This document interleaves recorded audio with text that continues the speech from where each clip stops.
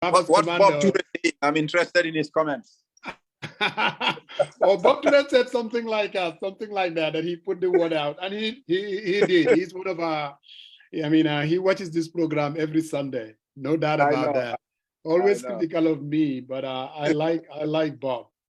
Mrs. Sabally, remember at the beginning I said clearly your stock value has risen immensely. In Kanacha today, mashallah, it's true. And without a doubt, one would say that Mr. Dabo has a lot to do with it. You know, I mean, people call you Baba's commando. I mean, I'm sure you've gotten closer. You've gotten closer to the man. And obviously, he got into politics since 1996. And again, the reality is under the Jammeh era. I'm not sure you were a supporter of the UDP or Hussein either over the years, but you've gotten to know him much closer. Sometimes I see you guys drink attire. What is there? I mean, getting closer to the man. Who is Mr. Dabo? Because he has gotten a bad rap sometimes, you know, and politics will do that to you. I mean, who is this man that people don't really know that you've gotten? And please don't give me a political answer. But like, there are a lot of people who are listening, and clearly the man, we all know he's gotten a bad rap about him. But in your own perspective, gotten closer to him, who is this man? Yeah, really, His Excellency Lawyer Ousainou Darboe is a very interesting human being, full of knowledge and wisdom, strong character, but he has a loving heart. That's one of the most outstanding things about him. Loving and kind, almost to a fault. When I was in government, I didn't know him, but through Sheriff Bojan, because I used to do a lot of writing at the Standard when I was still budget director, and he told me, oh, Lawyer Darboe follows your writings, you know. And in fact, I did one of those fictional conversations with Lawyer Darboe, which I hope he doesn't know about. I don't think he does. It's published in one of my books. But immediately I published it, I became Secretary General. I decided not to release the book because it was supposed to be light-hearted. But at that point, if I release the book, people might see that it's being ridiculing him or something. But there was a whole series on the Standard conversations I did with Macky Sall and others. So I didn't know him much. One thing I still remember, my wife remembers, when I was going to court with Jammeh on those frivolous economic crimes charges, and Antuman Gay was my lawyer, and Antuman, of course, is his brother. Darboe did come into the court one of those days just to look at my brief. And my wife noticed, and she found that very touching. Interestingly, my wife is very close friends with a young lady that is foster child, my bar. So when I was budget director, we used to visit Darboe's home at Pipeline. We were at Pipeline. But I didn't get to know him close. So when I came into the party as well, there's Lawyer Darboe. Of course, because of his status as an elderly statesman, sometimes, you know, you might find it, you might not find it quite easy to come close. And when it comes to relationships, personally, I don't force it. If I like you, I like you. If I'm close to you, I don't force myself to. I know there are cabinet ministers up to this day in Barrow's government. They love my conversation. They call me into their offices, but I don't enjoy their conversations. I respect them and everything. But Darboe, getting closer to him, to know the guy, having lunch with him, his wisdom, his level of tolerance, and I'll tell you this, his sense of humor. I'm sure you see this young man always around me, Buba Sananjay, they now call him my commando. We go there, chat with the so old you have man, a commando too. Like, well, yeah, it's a junior commando, but I'm challenging. I told Lawyer Darboe there's only one commando, so Darboe just might again. There's only one commando. So we go to him, we sit down over lunch and we chat, and Buba Sananjay is like his grandson and would be pulling his legs here and there, and he'll be laughing his heart out. So it's quite accommodating. And what I like about him, when we get into that space with Darboe, we don't talk about people. Even Adama Barrow, we would not talk about. We'll talk about our party, we'll talk about events happening, we'll talk about family. And there's something very magnetic about Darboe. Like if I don't see him for 3-4 days, And even my boy, Bubanjai, there's SG Silla, we just call it, we have to go have dinner with the old man. And it's all chats and laughs. But that loving, kindly character, that's the most outstanding thing about him. And his ability to embrace everybody. And the fact that when you want to do something good, he will encourage you. If there is a problem between you and others in the party also, he would call me personally. That's happened once, twice. But I'm hearing this misunderstanding between you. And he will not even try to say who is right, who is wrong. I just want this thing to be over. Stop it, move on, let's all be together as family. So he would do that. He would advise. Sometimes he would ask about my family. My 2-year-old son, Lamin Kim Intang Sabally, loves him. He would wake up in the morning and say, you know, so it's fun. And and he has his grandson, Lamin Jane, who likes to pull his legs. So if you see the conversation between Lamin Jane and Dabo, you would laugh. And I would tell Lamin Jane, he likes to wear gray, like you supporting Barrow. And he would tell you, but who is Barrow's father? Really? And Dabo is sitting, and Lamin Jane is, I said, who is Barrow? He said, Dabo is Barrow's father. You know, and we'll all laugh about these things. That's Usainu Dabo for you. No grudges. Yeah. Mr. The other question has something to do with, within the UDP, there are a lot of rising stars, no doubt about that.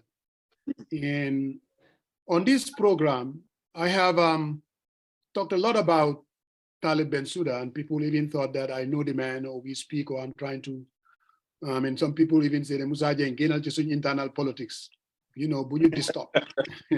Something like that.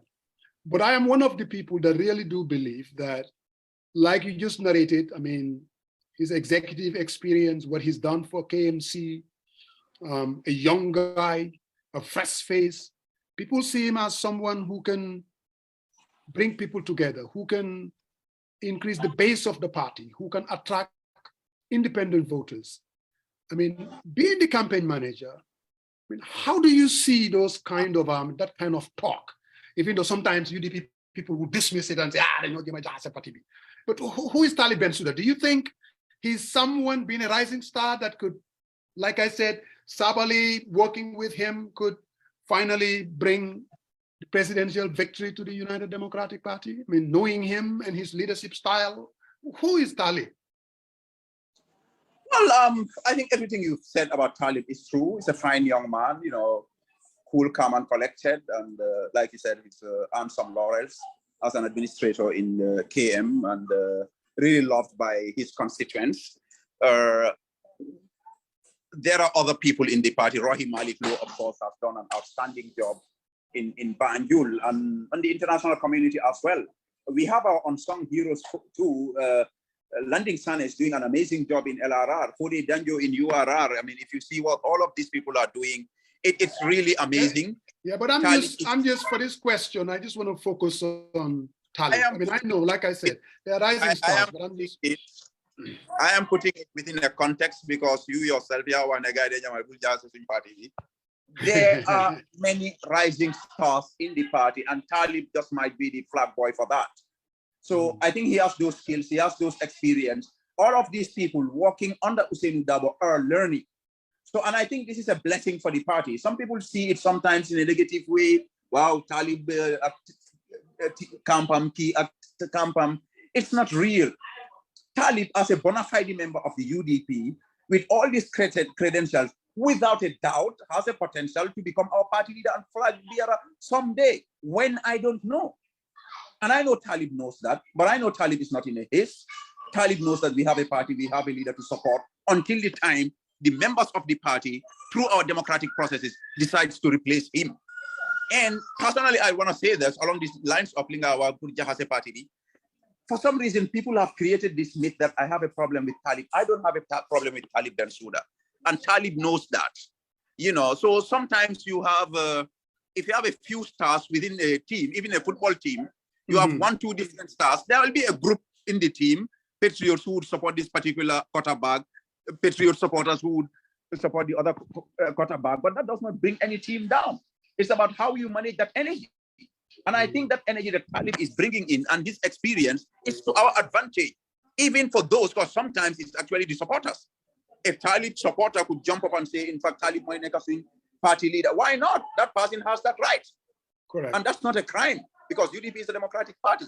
So I think this is a blessing for the party, be it Talib or all these other people who have people rallying behind them and who can bring other people different from our usual base.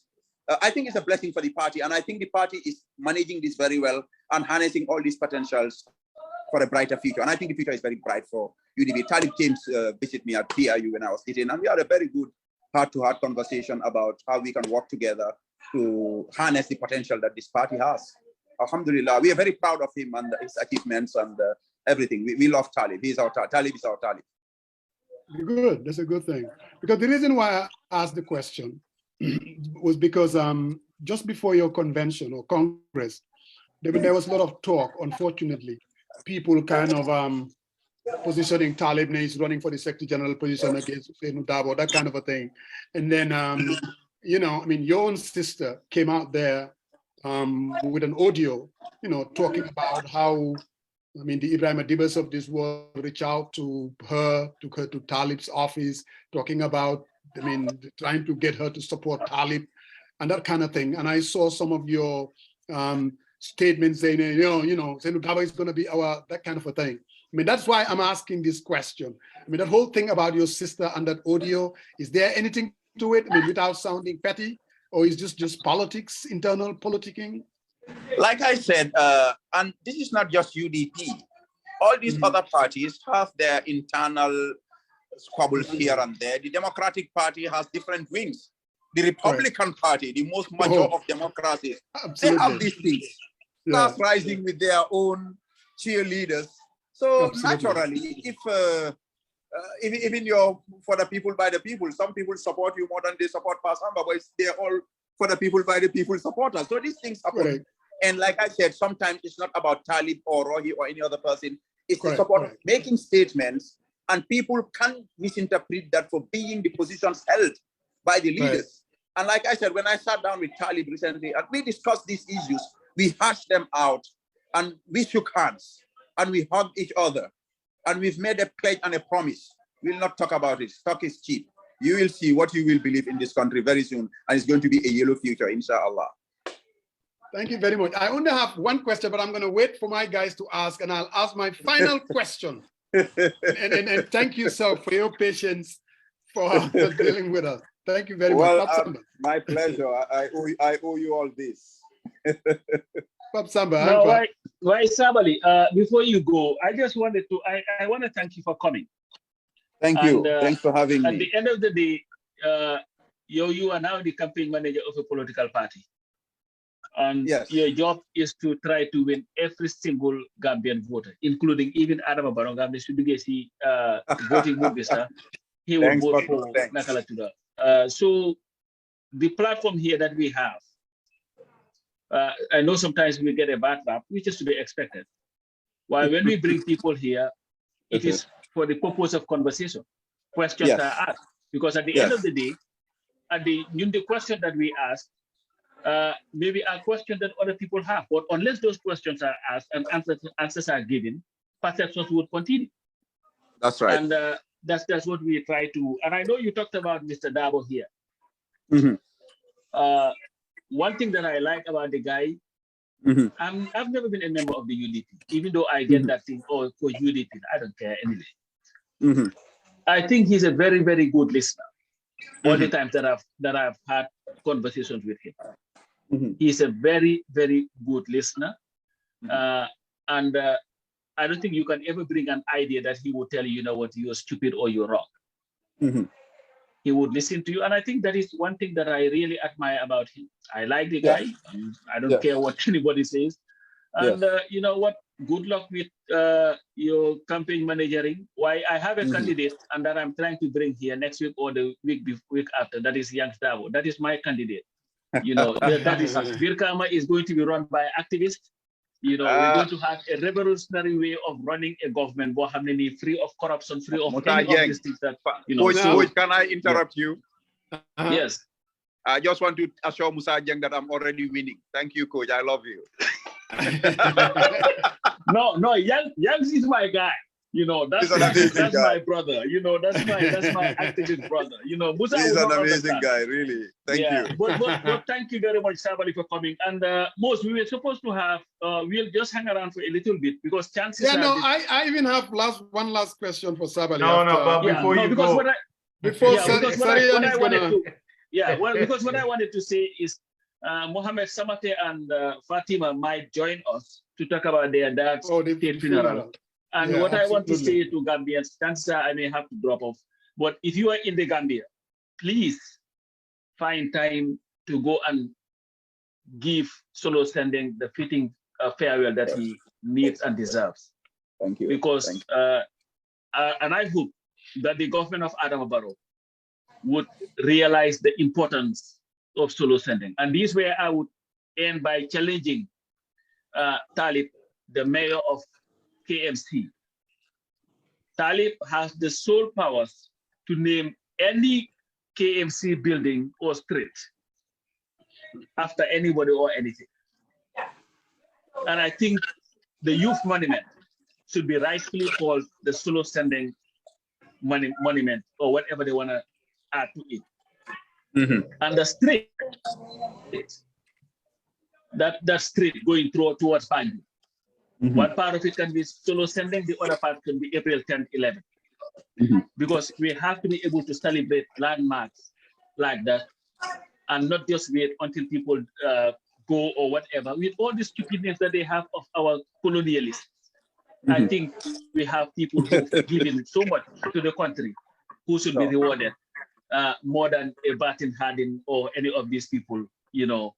So Lola Faronare, where with that, I think, guys, I have to drop off and get to the plantation. But Fatima and them would be joining to talk about this funeral, and I hope all Gambians will turn out in their thousands to give Solo the fitting farewell that he deserves. Thank you, guys. Thank you. Yes, Mr. Sabally, here is my final question. So what do you think, or even the insinuation that somehow NPP and UDP is 6 and 9, they are the same? I mean, whenever you turn around to answer that question, they said, oh, no, you guys are the one, UDP is the one that gave us Barrow. What do you kind of, as a campaign manager, what would be your pushback in getting that message saying that somehow UDP and MPP are distinct and these parties are not interchangeable? And what would be your message as far as saying UDP and MPP are 6 and 9? Well, I think the only people who would say that are those people who cannot distinguish between an orange and an apple. Because I believe leadership is of fundamental importance in any institution. If you think Adama Barrow's intelligence, education, character, and subjugment are all similar or even at the same level of His Excellency Alaji Dabo, I'm sorry to say, but you need help. So those people who say, gentleman I met at Georgia Tech around about 07, 08 when Obama came there, he told me, you know what, there are people who hate Obama. They are my own relatives, but you cannot logic people out of what they have emotioned themselves into. So, but other than that, the differences are quite stark. It's like comparing Talib Bensouda and Sirifo Sonko and his poto at Brikama Market. How can you compare these two examples? So NPP is not UDP, UDP is not NDP. Just like day is not night and night is not day, and the dead are not like the living. We are the living party. We are the party of the future. The NPP is the dead past. Okay, sounds good. So, all right. So okay, Mr. Saba. But I saw you. I saw some pictures of you and Fatu. What is her name? Fatu Jang. What's going on? Are you trying to recruit her into UDP? Well, by the way, okay. Thank you, Sariam, for reminding me, because I'm reaching out to people to thank, of course, for the people by the people. We thank you so much for the fight for this injustice that happened to me. My good sister, Duka Sise, I want to salute her and thank her for standing by the truth.